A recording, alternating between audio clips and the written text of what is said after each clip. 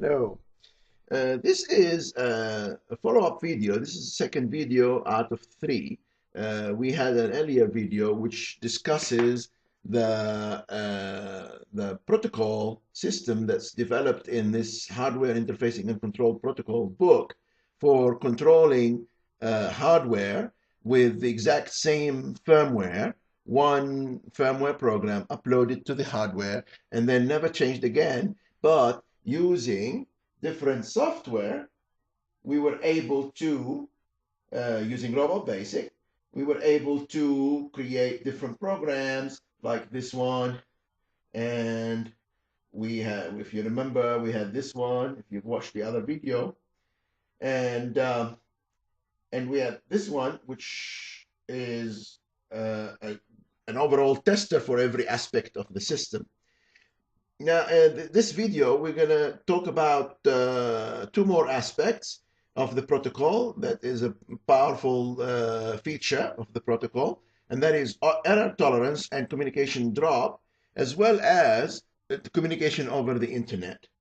As far as error tolerance is concerned, here we have the system running, and this software is now controlling the hardware, and we can change things. So let's change this. Let's make this go to 58 hertz. I'm going to write this down so I remember those numbers, 58 hertz. I'm going to change this to 0. And I'm going to change this to 1.9, 1.93. Write that down again. Now, let's say right now it's controlling the hardware and reporting back information, and you can see the push button is working and so on. Now let's say the PC, the power is disconnected and the PC goes off. The software stops running. Now the hardware hasn't changed, the hardware is still working, but there's no more communication between it and the PC. So now the PC comes back on again, and we run the software again, and the software, lo and behold, resets itself and talks to the hardware to find out what the status of the hardware is. And if you notice, it changed this back to 0, it changed this back to 1.93, and changed this to 58. So it talked to the hardware, figured out what the status of the hardware is, and reflected that back on the screen, as opposed to the default values which are inbuilt in the system. So it now knows exactly what the hardware is doing, and it's recommenced. The whole control has recommenced seamlessly and without ever touching the hardware. So the hardware and the software recommenced the communication after a fault without any problems. Likewise, the other way around. Let's say the hardware drops the communication. Remember these numbers. We have them. We have written them down. So now, here we have the hardware has stopped working, and the software is going to report the situation. In a minute, this is going to light up, which says there's an error. And if you look at this, it's almost like a real airplane. It's turned on the side. So now the software is trying to communicate with the hardware, but it can't do so because the hardware is dead. Now let's reinitialize the hardware without doing anything to the software. In a few seconds, about 5 or 10 seconds, depending on the cycle, the software should recommence. Now there it is. It's now recommenced the communication. The software, the hardware now is reset to where it should be, and everything is working back again, and we can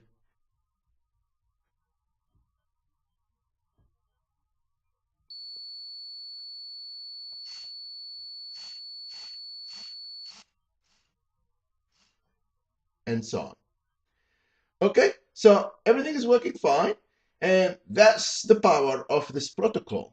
And this is all explained in the book. Now, let's go on to running things over the network. So currently what we have is this PC here is controlling the hardware using a serial wireless link. So what we want to do now is move this PC over to across the LAN or the internet to a different country or a different state or even a different part of the building using the LAN or the internet. Therefore, we can't use the serial link, the serial wireless link. We have to use the internet. We have to use a TCP or UDP protocol across the internet, across the LAN or the Wi-Fi link over a router. So let's do this. Let's close this up. And we're now moving this serial link to this PC here. So this PC is going to control this hardware.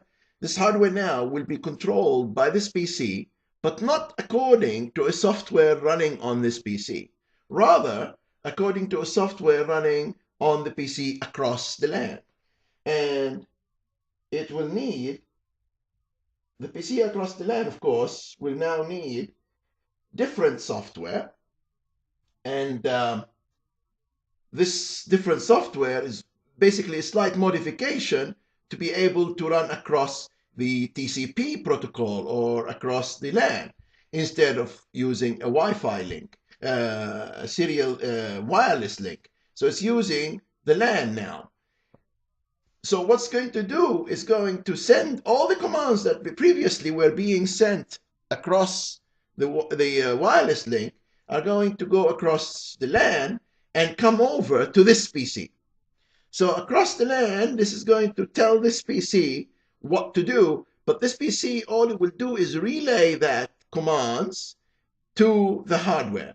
So this will be controlling the hardware via a relay across the LAN on this PC, and this PC will then tell the hardware what to do. And also the other way around, the hardware will report stuff to this PC, which will then send it across the LAN to the software running across a different area. So, but of course then we need software on this PC that will act as a relay, which will take the information across the LAN from this PC across the LAN and then put it to across the serial link, across the wireless serial link to the hardware, and then the other way around as well. So that's what it's going to do. And you would think that this software will be extremely complicated, but in fact, it is 17 lines of code. And all this is explained in detail in the hardware protocol book, and is explained in detail, showing the topology and showing what the action, this is what I just talked about, moving across, and then shows all the software required. And this piece of software here is called the server software. And when we run it, it's going to act as a server waiting, it's now saying listening, that will wait for the other PC to connect to it.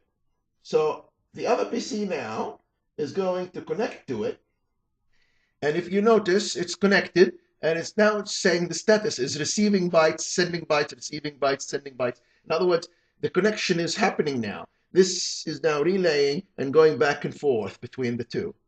And you will see that this modified software, which is now working across the LAN, is able to report all sorts of information and is able to control the motors and so on. So, and it looks exactly the same. The only difference is that this now doesn't know anything about the serial wireless link. It knows about the LAN, and it's working across the LAN. And if you notice here, this is saying it's receiving, it's sending, and which is exactly what's happening. It's receiving, sending it to here, then receiving from here, sending it to there, and so on. So this is now acting as a server for this, and it's working, controlling this across the LAN. And this is all explained in our hardware interfacing and control protocol book. And thanks for listening. And please watch the next video, which will talk about some more power of the protocol